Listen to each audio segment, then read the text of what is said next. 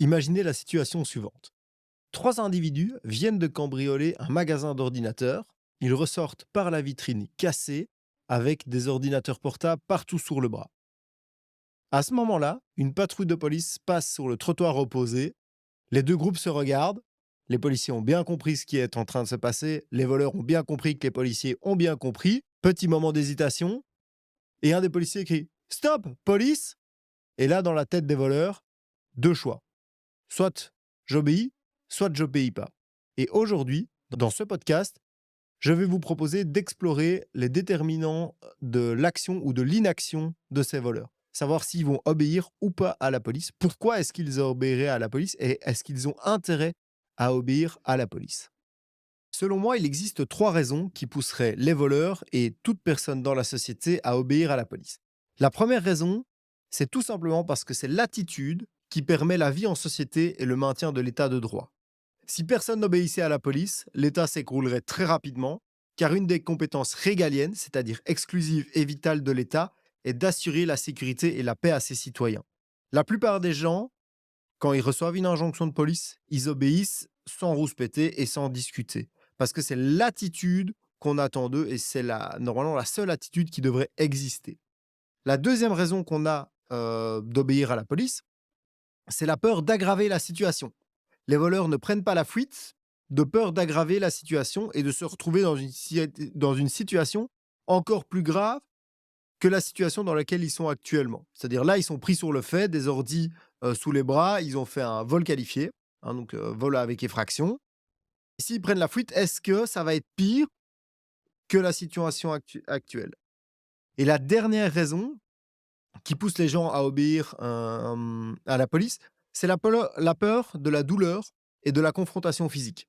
Les voleurs ont peur de la police et de leur réaction. Ils ont peur qu'en cas de confrontation physique, ils puissent éprouver la douleur suite aux coups reçus des policiers dans la bagarre, hein. Bah voilà, si vous vous laissez pas faire, vous obéissez pas à la police, soit vous prenez la fuite, soit vous vous battez, bah la police elle réplique. Ok, alors évidemment toujours dans une proportionnalité, si les voleurs là avec des ordinateurs, ils veulent se battre, on tire pas dessus. Non, mais par contre, ils vont peut-être être gazés, ou s'ils commencent à mettre des coups de poing, bah, ils vont peut-être en recevoir un ou 2 ou un coup de matraque. Donc voilà, au moment où vous devez prendre votre décision, est-ce que j'obéis ou pas, ça rentre dans la tête des gens et ils se disent: «OK, mais si je fais une confrontation, est-ce que je vais la gagner?» Ça, c'est pas tout à fait sûr et surtout, est-ce que je vais bien m'en sortir? Si, je gagne la confrontation, mais que finalement, j'ai perdu 2 bras dans l'histoire, bah, c'est peut-être mieux de tout simplement se faire arrêter, et d'être lâché dans 2 heures par la justice belge. Je suis un peu de mauvaise foi quand je dis 2 heures, mais on n'en est pas loin. Je reviendrai plus tard dans le podcast par rapport aux 3 raisons qui font que les gens obéissent à la police. Je vais d'abord partir de la situation de terrain. Que constate-t-on dans la réalité de terrain en 2023? On constate que les dernières personnes qui obéissent encore à la police sont celles qui n'ont jamais rien à se reprocher. Vous qui écoutez ce podcast, je suis persuadé que la plupart d'entre vous obéiraient s'ils étaient confrontés à des injonctions de la police.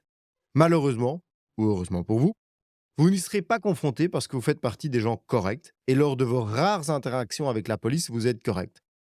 Vous allez dire: «Oui monsieur, voici ma carte d'identité et mon permis, monsieur l'agent. Oui, je m'excuse car je roulais un peu vite». Puis vous allez essayer d'inventer une excuse et vous ne prendrez pas la fuite, vous n'insulterez pas le policier et en résultat, étonnamment, vous ne serez jamais ni frappé, ni gazé, ni tiré dessus, ni quoi que ce soit d'autre. On peut essayer de vous raconter que c'est la couleur de peau qui détermine si vous allez vous faire tirer dessus ou pas, si vous allez vous faire frapper ou gazer, mais c'est surtout votre politesse, votre correction et vos choix qui le détermineront. Étrangement, on ne voit pratiquement jamais de vidéo où un policier, sans provocation aucune, frappe une personne, l'insulte ou autre. C'est toujours après une provocation, après une tentative de fuite ou après un événement. Donc le narratif qui veut que les policiers sont juste violents et qu'ils aiment cogner sans raison, ben, il n'a jamais été prouvé. Alors attention, ici je dis pas que c'est parce qu'on est provoqué qu'on peut, coller des gifles à tout va. De un, c'est pas du tout la réalité de ce qui se passe sur le terrain et de 2, c'est pas ça que je dis. Mais ce que je dis, c'est que les rares incidents, c'est toujours après des provocations. Donc il y a une part de responsabilité de celui qui provoque. Quand vous crachez à la figure d'un policier, Il faut pas vous attendre à ce qu'il vous tende l'autre joue pour que vous puissiez cracher sur l'autre joue aussi. Il a une réaction qui parfois est virulente, parfois pas, mais c'est une réaction qui est compréhensible. Si vous ne voulez pas de cette réaction, ne lui crachez pas à la figure. J'ai une statistique incroyable à vous partager d'ailleurs par rapport à ça, et c'est en exclusivité pour ce podcast. 100% des personnes qui n'ont pas fui un contrôle de police ne sont pas décédées ou n'ont pas été blessées dans la course-poursuite. Alors ça peut paraître choquant dit comme ça, mais c'est une statistique qui est assez réelle. Si vous ne fouillez pas un contrôle de police, bah vous n'êtes pas blessé dans la fuite. Surtout que, soyons francs, en Belgique, les raisons de fuir un contrôle de police sont quand même extrêmement faibles. Tout simplement parce que vous n'êtes pas comme aux États-Unis où vous pouvez prendre 50 ans de prison pour posséder 2 grammes de stupéfiants. La justice belge est quand même relativement laxiste, elle est excessivement lente et avec un avocat un peu correct, vous avez quand même de grandes chances de vous en sortir. Et quand je le dis, c'est à regret, mais voilà, la justice belge n'est pas une machine de guerre. Donc vouloir éviter à tout prix un contrôle de police, à moins d'avoir un cadavre dans le coffre, ça ne fait pas vraiment sens. Mais bon. Dans la police bruxelloise, on a un dicton qui dit que si tu joues à des jeux stupides, eh ben, tu gagnes des prix stupides. Et fuir un contrôle de police, c'est un jeu stupide. Donc, je le dis tout de suite pour tous ceux qui écoutent ce podcast, ça ne sert à rien de fuir un contrôle de police. Et à mon sens, vous êtes responsable si vous fuyez un contrôle de police. C'est votre choix de fuir le contrôle de police. Hein. La police n'a pas le choix que de faire son travail. Alors on peut débattre sur l'opportunité de faire une course-poursuite. Je ferai une fois un podcast bien là-dessus. Mais ça fait partie du travail des policiers. Et à un moment, si on fait porter la responsabilité de la course-poursuite sur les policiers, là, moi, je dis stop. Non, la course-poursuite, la responsabilité de la course-poursuite, elle vient de la personne qui a pris la décision d'échapper au contrôle et qui a pris la décision de fuir. Certains vous diront qu'ils ont peur de la police et que c'est pour cela qu'ils fuient la police. Alors ce sont des charlatans, hein, car la police belge, elle fait peur à personne. Dans les quartiers, quand une voiture de police arrive, elle se fait caillasser et il y a personne qui prend la fuite. La police belge, de manière générale, ne fait peur à personne et la police européenne, soit en France, en Espagne ou en Allemagne ou en Italie, elle fait peur à personne, hein. Donc la police européenne est très correcte, elle fait bien son travail et personne risque d'être frappé ou tabassé ou quoi que ce soit. Les cas sont il y a un cas sur, des milliers, voire des millions d'interventions. Alors c'est un cas de trop, mais personne peut vous dire en âme et conscience: «Ah non, non, moi je fuis la police parce que si je me fais contrôler, donc si on me demande mes papiers et que je les donne normalement, donc je crache pas la gueule, ah ben je vais me faire tabasser». Non, ça c'est des conneries. Ça c'est vraiment, c'est complètement faux. Les polices européennes et la police belge en particulier, sont tout à fait professionnelles et il y a pas de il y a pas de passage à tabac ou quoi que ce soit, gratuit. Quand quelqu'un vous sort un justificatif pareil, on est plus devant une tentative de justification de prendre la fuite, et de se victimiser et de se faire passer pour la bonne partie, alors que fuir un contrôle de police, on n'est jamais la bonne partie. Vous le tournez comme vous voulez, mais quand vous êtes citoyen d'un état de droit, et que la police agit dans son rayon d'action, c'est-à-dire la recherche d'infractions au code pénal, vous devez vous y conformer et il n'y a pas question de prendre la fuite. Ça, c'est un acte irresponsable.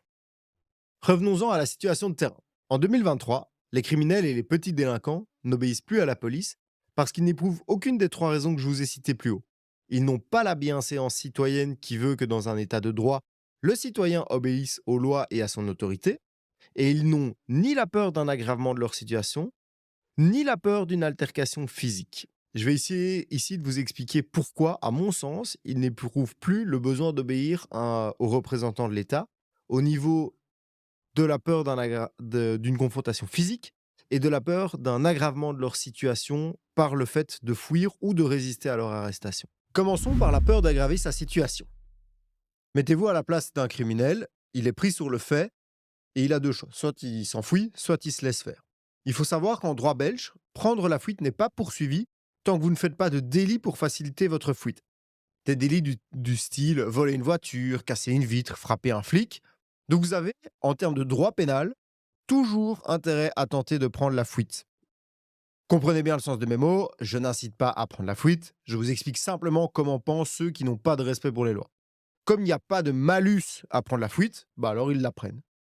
Pour ce qui est de lutter physiquement avec les policiers, on y reviendra un peu plus tard, pour la partie, violence, mais il existe un fait dans le code pénal qui s'appelle la rébellion, armée ou non armée, et qui correspond en fait à ne pas se laisser arrêter.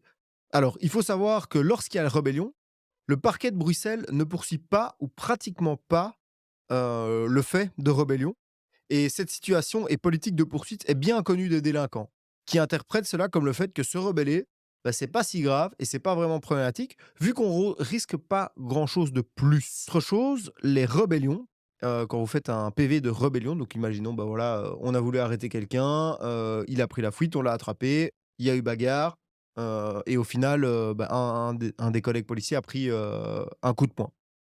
Le fait de rébellion ne sera vraiment retenu par le parquet que si vous fournissez un accident de travail. Donc c'est-à-dire que le policier doit aller chez le médecin, bon, a priori chez les urgences ici, pour faire constater que, il a, une blessure. Le médecin lui fait un papier et lui dit: «Bah, voilà, tu as, X jours d'incapacité de travail». Donc imaginons un jour, ce qui est que dalle, mais voilà, il lui dit: «Bah, tu as reçu une pêche dans l'œil, tu as droit à un jour, d'accident de travail». 2 conséquences à ça, le chiffre du policier s'arrête à ce moment-là. Donc vous venez de commencer votre shift, il y a une rébellion. Si vous voulez, que le PV de rébellion ait un impact au niveau du parquet de Bruxelles et que la le délinquant qui vous a mis une patate, soit poursuivi, il faut aller chez le médecin. Le médecin va vous mettre out direct. Parce que s'il vous met une incapacité de travail, eh ben, vous ne pouvez tout simplement pas continuer votre journée de travail. Donc c'est quand même déjà, pour un policier, c'est quand même déjà, très énervant et très frustrant parce que son collègue évidemment lui, bah, peut pas patrouiller tout seul. On perd une équipe sur le terrain, c'est pas forcément bien vu en interne. Donc voilà, c'est déjà un premier problème. Puis même, vous allez aux urgences, il faut savoir que les urgences, de manière générale, ne mettent pas des longues incapacités de travail pour diverses raisons. Notamment, ils veulent pas vous mettre un certificat de 15 jours parce qu'ils veulent que vous ayez chez votre médecin traitant pour être suivi, parce que vous êtes pas suivi aux urgences. Eux, ils vous voient en aigu, ils vous font en sorte que vous surviviez, quelques jours, comme ça vous pouvez aller voir un médecin généraliste. C'est ça le but des urgences. Et ici donc, si vous avez pris un coup et que votre œil est touché, vous allez recevoir un, 2 ou 3 jours. Et après vous devez aller chez l'ophtalmo et l'ophtalmo va vous mettre, X jours d'arrêt maladie en plus. Mais le problème, c'est que quand vous allez appeler le magistrat le jour J que vous avez reçu votre coup dans l'œil, bah, vous allez dire: «Bah, voilà, les urgences m'ont mis 2 jours d'arrêt de travail». Le magistrat, il entend 2 jours, il dit: «Ouais, OK, c'est rien, quoi». Et donc en fait, comme le parquet de Bruxelles est assez laxiste, on pourrait revenir sur le pourquoi ils sont laxistes, mais voilà. Le magistrat va interpréter la gravité, hein, de la situation par rapport au nombre de jours d'incapacité de travail. Donc quand les urgences vous mettent seulement 2 jours d'incapacité de travail, pour le magistrat, c'est pas grave. Donc sa décision de poursuivre, la personne qui vous a mis, la patate va dépendre de ces 2 jours. Donc en fait, comme les urgences, font volontairement en sorte de mettre moins de jours que la gravité normale de la blessure, pour leurs raisons qui leur est propre et c'est pas du tout une critique par rapport aux urgences.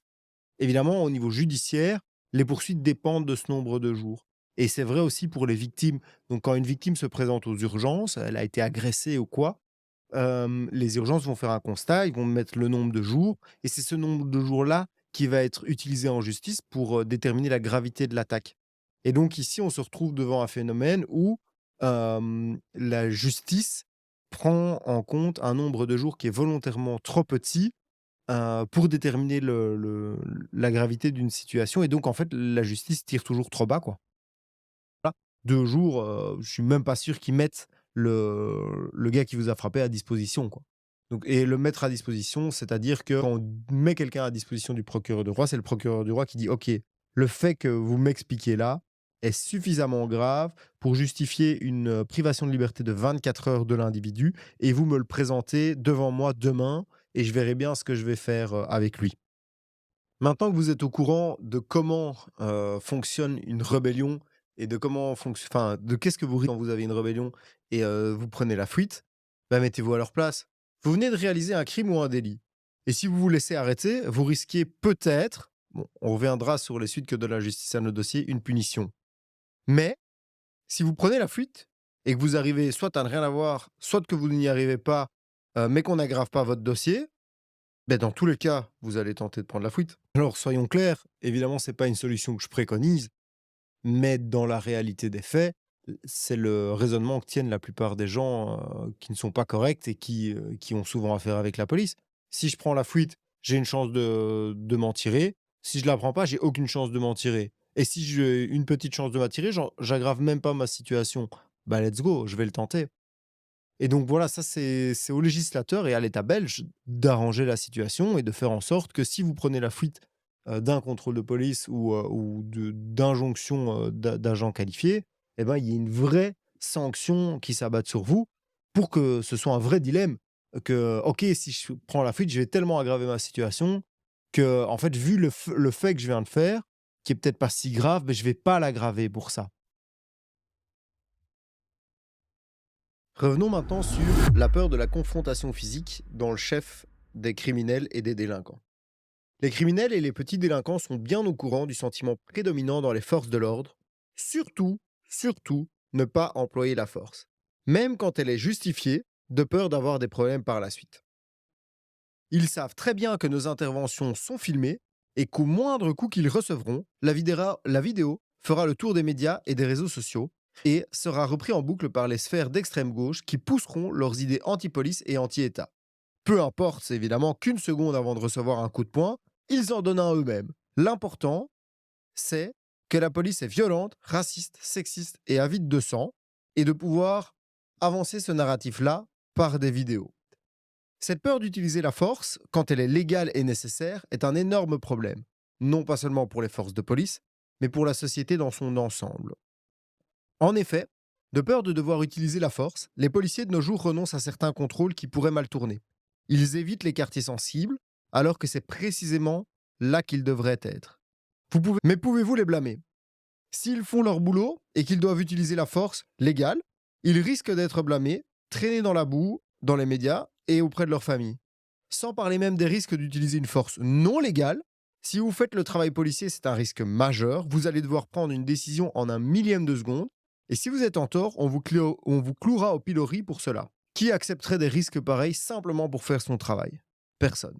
Alors ne jugez pas les policiers qui ne veulent plus prendre le risque de se retrouver dans des situations où ils seraient amenés à devoir utiliser la force. Pour illustrer cet état de fait avec un exemple, la plupart des policiers de terrain connaissent les quartiers qui sont sensibles et les quartiers où si on fait un contrôle, directement il y aura bien une 5, 6, 7 jeunes aux alentours prêts à en découdre, soit à vous jeter des œufs, parfois des pavés, à vous insulter. Donc vous savez que certaines zones sont beaucoup plus sensibles que d'autres. À partir du moment où on ne vous fait plus confiance et où l'ensemble de la société vous dit: «Mais quoi qu'il arrive, si vous utilisez la force, nous on trouve que vous êtes en tort», ben vous allez plus aller dans ces quartiers. Tout simplement parce que vous savez que vous allez devoir à un moment ou à un autre utiliser la force. Pas à chaque fois, mais si vous y allez 100 fois, vous allez peut-être l'utiliser 50 ou 60 fois. Et donc vous allez plus du tout y aller. Et vous allez vous diriger vers des quartiers qui sont très bien. Et donc eux, ces quartiers-là seront encore mieux. Mais les quartiers compliqués, bah, seront juste moins bien, elles seront juste abandonnées. Et c'est déjà le cas. Il y a des zones où soit les zones de police demandent de ne plus aller, hein. Il y a des places sur Bruxelles où la police ne va plus. C'est une directive en interne pour protéger le matériel, pour éviter que les véhicules ne reçoivent tout le temps des pavés, parce que, bah, un véhicule de police, ça coûte super cher et les zones de police n'ont pas d'argent. Et puis pour éviter que des collègues soient blessés, et puis pour éviter, en fait, pour éviter des problèmes, quoi. Mais c'est pas une solution parce qu'en fait, quand vous reculez et quand la police n'est plus le représentant de l'état de droit dans certains quartiers, vous allez mettre des années et des années à essayer de rétablir cette situation s'il y a une volonté politique pour y retourner. Évidemment, s'il y a pas de volonté politique, bah, vous allez juste laisser ces quartiers comme ça à l'abandon et ça, c'est vraiment fort lié à la peur actuelle, au sein de la police, d'utiliser la contrainte et d'utiliser la force, même si elle est légale. On voit récemment apparaître un comportement qui consiste en la provocation de policiers dans le but d'en ramasser une et de pouvoir l'attaquer en justice. En fait, les délinquants essayent de provoquer le policier pour qu'il s'énerve et qu'il lui en colle une. Et évidemment, ses potes à distance filment à ce moment-là. Et puis, ce délinquant, il va aller abuser des associations de défense juridique. Donc attention, je le dis tout de suite, les associations de défense juridique, aux destinations des plus précaires sont une chose excellente qui devrait être renforcée par l'État. Donc il y a le système Prodéo, il y a d'autres, la Ligue des droits de l'homme, sur certains cas. Bref, il y a des associations qui aident les personnes en précarité à obtenir, les conseils d'un avocat. Donc ça, c'est vraiment très bien, mais évidemment, il y a des gens qui se disent: «Bah, moi, je vais essayer de gagner un peu d'argent et je vais me faire frapper par un policier et puis je vais aller vers ces associations qui sont quand même fort à gauche et elles vont les défendre gratuitement et eux, ils vont tenter d'attaquer les policiers». Donc ça, c'est vraiment une tendance qu'on constate. Il faudrait que je trouve les statistiques, de hausse de procès, au civil contre, les policiers. Ça doit être, si je les trouve, je ferai une fois un podcast là-dessus. Mais donc vraiment, c'est une nouvelle tendance, alors qu'avant, on n'attaquait pas forcément un policier au civil s'il y avait une bagarre, et certainement si la bagarre était à raison. Alors qu'ici, même si le policier, est en droit d'utiliser la force, on va constater des actions au civil, tout simplement en essayant de jouer sur la proportionnalité. Donc oui, vous aviez raison d'utiliser la force, mais vous auriez pu faire autrement. Vous auriez pu choisir une autre, situation de force, moins invasive, moins forte en fait. Et évidemment, ça, c'est un gros souci pour les policiers. En tant que policier, un tabou s'est quand même installé, sur l'usage de la violence. Il n'existe plus vraiment d'usage de la violence légitime, juste le risque de finir sur les réseaux sociaux et d'être attaqué au civil pour gagner de l'argent. En tout cas, dans les esprits, policiers, c'est vraiment quelque chose auquel on pense tous les jours quand on commence le boulot ou dès qu'il y a une situation qui dégénère, on se dit: «Waouh, ici, ça va encore finir dans les médias». Chaque intervention qui pourrait tourner à la confrontation physique, c'est un peu vécu comme un calvaire, pour les policiers, parce qu'on est bien conscient qu'on joue parfois, une partie de notre carrière et peut-être notre maison et en prime, un petit reportage à RTL TVI en cas de bagarre. Alors l'influence de cette situation, elle est double. D'un côté, le criminel a tout intérêt à provoquer une bagarre et le policier, lui, il se pose la question suivante: «Bah, est-ce que ça vaut vraiment la peine, en fait, de faire ce travail? Je risque ma carrière, des ennuis disciplinaires et énormément de travail administratif pour traiter le dossier ou alors je m'interpose pas trop, bah, au pire, il prend la fuite et j'ai finalement beaucoup moins de problèmes». Voire même plus loin, un peu comme je le disais, on va juste pas chercher, le problème. Donc quand on est appelé, et qu'on a une mission à faire, on va la faire, mais on va pas de façon proactive tenter de faire des contrôles, tenter d'être présent, tenter de rassurer la population. Donc voilà, aujourd'hui, on a cette tendance, on veut pas avoir de problème, en fait. On veut bien faire notre boulot, mais on veut pas avoir de problème et finalement, pourquoi tenter le diable et risquer de se mettre dans les problèmes juste pour faire son travail, en sachant finalement qu'il y a aucun avantage à bien le faire, sauf son amour-propre. Mais le policier ne recevra pas une médaille, certainement pas d'augmentation salariale, il recevra pas de meilleures conditions de travail. Alors finalement, pourquoi prendre des risques? Pour conclure, dans cet épisode, j'ai essayé de vous transmettre un feeling qui est existant dans les forces de police, surtout au sein de l'intervention, donc ceux qui sont en contact avec la première ligne. Et le but, c'est pas de dramatiser une situation qui est déjà un peu dramatique, mais c'est simplement de souligner quelque chose qui existe et de se dire que, bah, voilà, il faut se réveiller, il faut qu'on trouve des solutions à cet état de fait parce que ça va aller de pire en pire. On peut pas laisser la situation comme ça. C'est une volonté qui doit venir, du politique, mais aussi de la société, des médias. À l'heure actuelle, faire un travail de police de qualité est devenu très, très, très, très compliqué. On n'est pas, remercié si on le fait et que du contraire, on risque plus de sanctions, à tenter de faire notre travail de policier à 100 que d'autres choses et les effets pervers de cette, situation de fait sont multiples. On a du mal à engager des nouveaux policiers, bah, forcément, vu qu'on est lynché sur place publique et que le mal-être de la profession transpire dans les médias ou par les collègues qui en parlent. Moi, aujourd'hui, je conseillerais pas forcément à un jeune motivé de s'engager à la police. Et ça me fait mal au cœur de le dire parce que c'est un super métier, mais voilà, je lui assurerai pas un cadre de travail et un bien-être, professionnel et privé de qualité. Donc je suis pas sûr que je l'encouragerais, dans cette voie-là ou en tout cas, dans certaines zones de police bien spécifiques et pas dans d'autres zones. Un autre effet pervers de la situation, c'est que la qualité générale, des services de police belges diminue du simple fait de la démotivation. Quelqu'un qui est motivé à faire son travail est en règle générale, plus compétent et plus qualitatif que quelqu'un qui n'est plus motivé. Et aujourd'hui, le taux de burn-out, et de gens qui ont renoncé dans les services d'intervention et les services de première ligne, il est énorme. On s'en rend peut-être pas compte et la police ne fera jamais d'enquête à ce niveau-là, mais il y en a beaucoup de collègues ont renoncé pour se protéger de toute cette situation. J'espère que cet épisode a pu vous aider à y voir plus clair, sur le pourquoi on voyait énormément de personnes prendre la fuite d'un contrôle de police. Et sur le fait de pouvoir prendre du recul par rapport à qui est responsable quand quelqu'un prend la fuite, d'un contrôle de police. Est-ce que c'est la police? Est-ce que c'est la personne qui prend la fuite? Évidemment, je suis un peu biaisé, quand je dis ça, mais voilà, j'espère que j'ai pu, vous apporter des éléments de réflexion par rapport à ça et des éléments de réflexion par rapport, à la situation de la police, à l'heure actuelle et à l'état de ses troupes. Parce que, bah, voilà, rappelez-vous bien que le but de ces podcasts, c'est pas de vous donner la vérité. J'ai peut-être dit, des grosses conneries, dans les 25 minutes qui précèdent, et si je m'en rends compte un jour, bah, j'aurais aucun souci à le dire.